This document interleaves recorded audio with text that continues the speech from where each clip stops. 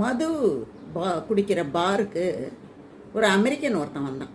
அவன் சொன்னான், அங்கே இருக்கிற எல்லாரையும் பார்த்துட்டு, ஒரே நேரத்தில் 10 பீர் விடாமல் குடிக்கிறவங்களுக்கு நான் பரிசு கொடுக்க போகிறேன், டாலர் பரிசு கொடுக்க போகிறேன் அப்படின்னு சொல்லிட்டு, யாராவது கலந்துக்கிறீங்களான்னு கேட்டார்.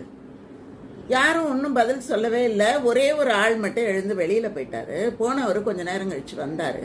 வந்த உடனே நான் கலந்துக்கிறேன், 10 பீர் குடிக்கிறதுக்கு நான் ஒத்துக்கிறேன் அப்படின்னாரு. உடனே அங்கே இருந்தவங்க கேட்டாங்க, முதல்ல எழுந்து வெளியில் போயிட்டு இப்போ ஒத்துக்கிறேங்கிறியே, என்ன ஆச்சு உனக்கு அப்படின்னு கேட்டாங்க. இப்போ அவன் சொன்னான், நான் பக்கத்து பாரில் போய் 10 பீர் குடிச்சு பார்த்துட்டு வந்தேன், குடிக்க முடியுது, அதனால் நான் ஒத்துக்கிறேன் அப்படின்னு சொன்னானாம்.